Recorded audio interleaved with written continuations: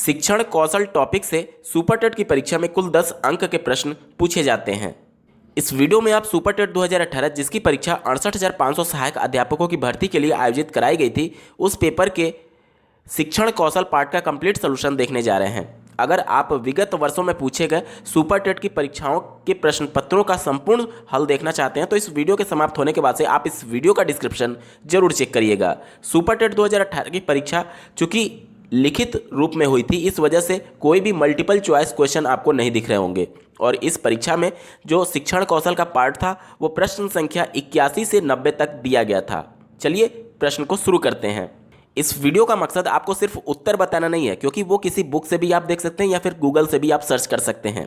इस वीडियो को अगर आपने ओपन किया है तो कम से कम कुछ यहाँ से सीख करके जाएं, ये मेरा प्रमुख उद्देश्य है।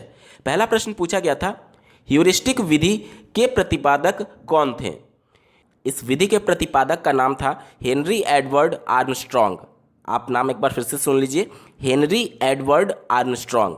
अब इससे रिलेटेड कुछ और प्रश्न बन सकते हैं, जैसे कि ह्यूरिस्टिक विधि, जो ह्यूरिस्टिक शब्द है ये किस भाषा के शब्द से लिया गया है? तो ये ग्रीक भाषा के ह्यूरिस्को शब्द से लिया गया है, जिसका अर्थ होता है हिंदी में मैं खोजता हूँ, और इसी वजह से इसको खोज विधि या फिर अन्वेषण विधि के नाम से भी जाना जाता है। इसके कुछ फ़ायदा होते हैं, क्योंकि अभ्यर्थी यानी बालक जो सीख रहा है वह खोज करके अपने अधिगम का निर्माण कर रहा है। इस वजह से जो उसका अधिगम होगा वो स्थायी होगा। लेकिन इसके कुछ खामियां भी होती हैं, जैसे कि जो मंद बुद्धि बालक होते हैं वो कभी कभी जो अन्वेषण कर रहा है उसके आउटकम को नहीं समझ पाते हैं, उसको रिजल्ट को नहीं समझ पाते हैं, या फिर गलत आउटकम निकाल लेते हैं, गलत निष्कर्ष पर पहुंच जाते हैं। इस वजह से इसके कुछ लाभ भी हैं, इसकी कुछ हानियां भी हैं। लेकिन यह विधि सबसे अच्छी विधि मानी जाती है, क्योंकि इसमें बालक अपने ज्ञान का निर्माण स्वयं करता है खोज करके। तो प्रश्न में आपसे बस यही पूछा गया था कि ह्यूरिस्टिक विधि के प्रतिपादक कौन थे, तो आपका उत्तर हो जाएगा हेनरी एडवर्ड आर्मस्ट्रॉन्ग। अगला प्रश्न पूछा गया था, किस घोषणा पत्र को भारतीय शिक्षा का शिलालेख कहा जाता है? आपका उत्तर हो जाएगा वुड के घोषणा पत्र को भारतीय शिक्षा का शिलालेख कहा जाता है। सन 1854 ईस्वी में तत्कालीन जो गवर्नर थे जनरल लॉर्ड डलहौजी, उनको एक पत्र लिखा गया सर चार्ल्स वुड के द्वारा, और इसी पत्र को वुड का घोषणा पत्र के नाम से जाना जाता है। आपको कुछ और महत्वपूर्ण बातों के बारे में जानना आवश्यक है, जैसे कि इसी घोषणा पत्र को यानी कि वुड के घोषणा पत्र को ही भारत में अंग्रेजी शिक्षा का मैग्ना कार्टा के नाम से भी जाना जाता है। ये बहुत ही महत्वपूर्ण है, कई बार परीक्षाओं में पूछा गया है। प्रश्न ऐसे पूछेगा कि भारत में अंग्रेजी शिक्षा का मैग्ना कार्टा किसे कहा जाता है? तो इसी घोषणा पत्र यानी कि वुड के घोषणा पत्र जो कि 1854 में आया था, अंग्रेजी शिक्षा का मैग्ना कार्टा के नाम से जाना जाता है। इस घोषणा पत्र की कुछ महत्वपूर्ण बातें थी जिसके बारे में आपको जानना महत्वपूर्ण है। इस आदेश पत्र के अनुसार लोक शिक्षा विभाग की स्थापना 1855 ईस्वी में की गई। प्रस्ताव में पाश्चात्य शिक्षा के प्रसार को सरकार ने अपना उद्देश्य बनाया। उच्च शिक्षा को अंग्रेजी भाषा के माध्यम से दिए जाने पर बल दिया गया, परंतु साथ ही देसी भाषा के विकास को भी महत्व दिया गया। ग्राम स्तर पर देशी भाषा के माध्यम से अध्ययन के लिए प्राथमिक पाठशालाएं स्थापित हुई। तो ये कुछ महत्वपूर्ण पॉइंट थे इस घोषणा पत्र के। अगला प्रश्न पूछा गया था, पाठ योजना निर्माण में पंचपदीय प्रणाली के प्रणेता कौन है, यानी कि इसके खोजकर्ता कौन है, इनके प्रतिपादक कौन है? तो इसका सही उत्तर हो जाएगा हर्बर्ट के द्वारा ही पाठ योजना निर्माण में पंचपदीय प्रणाली दी गई थी। अब ये 5 सोपान के नाम से भी जाना जाता है, जिसमें पहला होता है प्रस्तावना, और इसे ही तैयारी या फिर अंग्रेजी में प्रिपरेशन के नाम से जाना जाता है।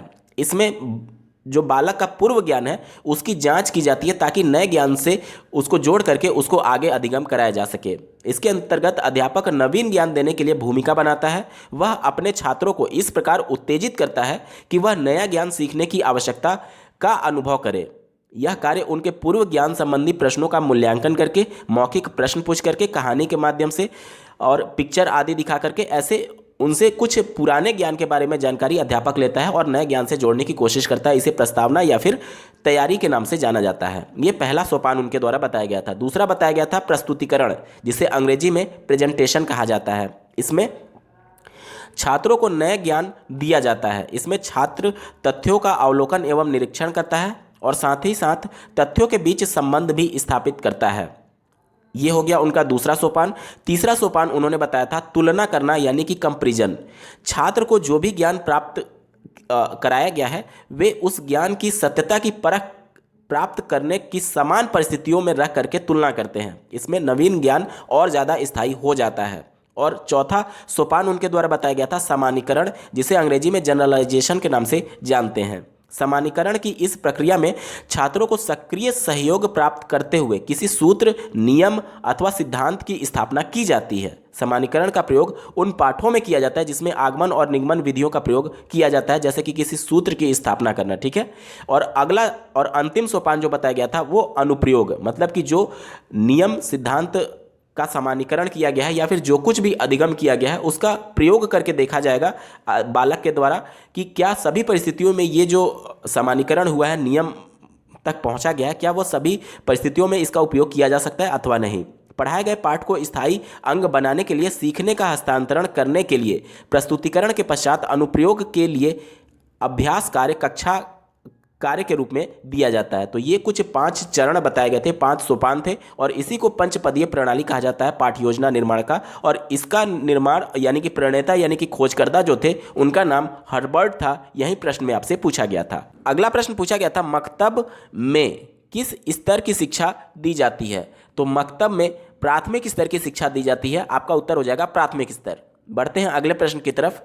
अगला प्रश्न पूछा गया था प्रयोजना शिक्षण विधि के प्रणेता कौन थे। प्रयोजना कहने का मतलब कि प्रोजेक्ट मेथड की आपसे बात की जा रही है। इसके प्रतिपादक कौन थे, जनक कौन थे, आपसे पूछा जा रहा है। प्रोजेक्ट विधि यानी कि प्रयोजना शिक्षण विधि के जो जन्मदाता थे उनका नाम था किलपैट्रिक। इनका पूरा नाम था W.H. किलपैट्रिक। अगर प्रश्न में यही पूछा रहता कि प्रयोजना शिक्षण विधि की अवधारणा सर्वप्रथम किसने दी, तो आपका उत्तर हो जाएगा जॉन डीवी। जॉन डीवी के ही शिष्य थे किलपैट्रिक और उनकी अवधारणा के आधार पर ही इन्होंने प्रोजेक्ट विधि का निर्माण किया, यानी उनका जनक कहा जाता है किसको, W.H. किलपैट्रिक को। आपका उत्तर हो जाएगा W.H. किलपैट्रिक। यह पूर्णतः बाल केंद्रित शिक्षा पर आधारित है। इसमें बालक स्वयं प्रोजेक्ट के माध्यम से चीज़ों को सीखता है, यानी खुद करके सीखता है। और इसमें जो अध्यापक है वह सिर्फ एक मार्गदर्शक का कार्य करता है। इस वजह से जो इसमें ज्ञान प्राप्त होगा, जो अधिगम होगा, वह अस्थायी होगा, क्योंकि बालक खुद सक्रिय होकर के भाग ले रहा है और करके सीख रहा है।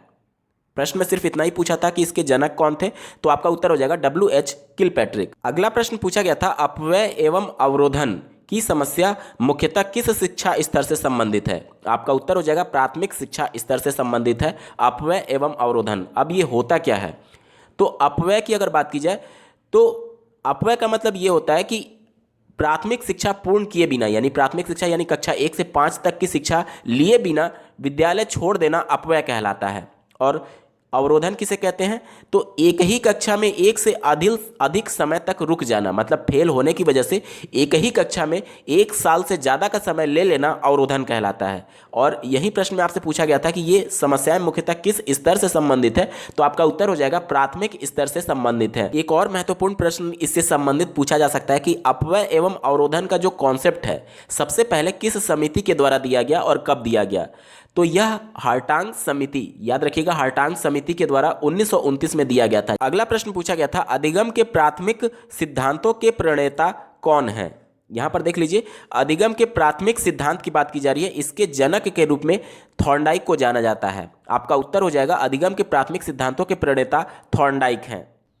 अगला प्रश्न पूछा गया था शैक्षिक तकनीकी तृतीय, जिसे अंग्रेजी में एजुकेशनल टेक्नोलॉजी थर्ड, किस अन्य नाम से जाना जाता है, ये आपसे पूछा जा रहा है। बहुत से अभ्यर्थियों के लिए ये टर्म ही नया होगा, तो सबसे पहले इसके बारे में जान लेते हैं। देखिए डेविस के द्वारा एक पुस्तक लिखी गई जिसका नाम था सीखने का प्रबंधन। इसमें लुम्सडेन द्वारा बताए गए शैक्षिक तकनीकों के 3 उप शाखा यानी कि 3 ब्रांच का वर्णन किया गया था।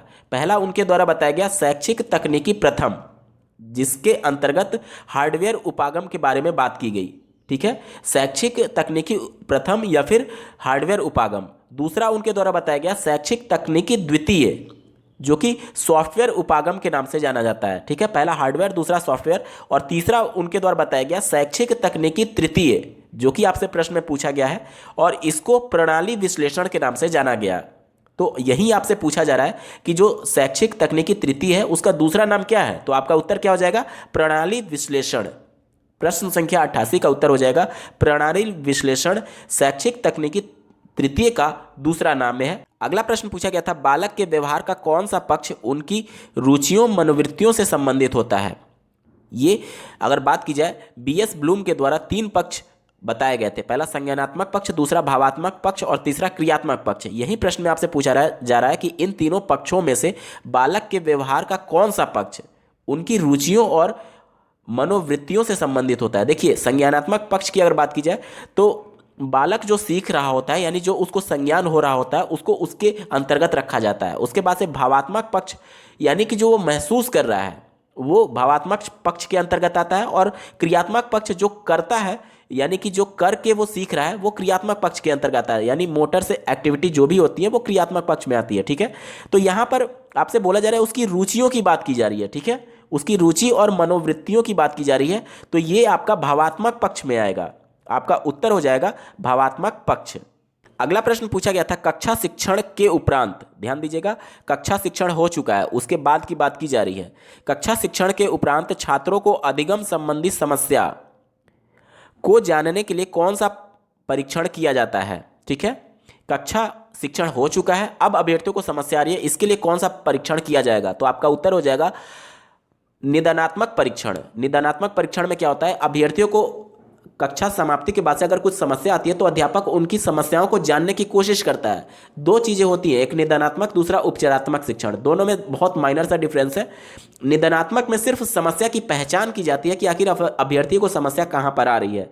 समस्या पहचानने के बाद से उस समस्या को हल करने के लिए जो शिक्षण कार्य किया जाता है उसे उपचारात्मक शिक्षण कहा जाता है। ठीक है, प्रश्न में आपसे सिर्फ इतना ही पूछा गया है कि कक्षा शिक्षण उपरांत समस्याओं को जानने के लिए कौन सा परीक्षण किया जाता है, तो सिर्फ समस्या की पहचान करने की बात की जा रही है, तो आपका उत्तर हो जाएगा निदानात्मक परीक्षण किया जाता है। दोस्तों, सुपर टेट 2018 के शिक्षण कौशल के पेपर का कंप्लीट सॉल्यूशन आपने देखा। आपको ये वीडियो कैसा लगा कमेंट करके जरूर बताइएगा। साथ ही विगत वर्षों में पूछे गए 68,500 और 69,000 सहायक अध्यापकों की भर्ती के संपूर्ण प्रश्न पत्र का हाल देखने के लिए आप इस वीडियो का डिस्क्रिप्शन जरूर चेक करिए। इस वीडियो को देखने के लिए आपका बहुत बहुत धन्यवाद। भगवान करे आपका दिन शुभ हो।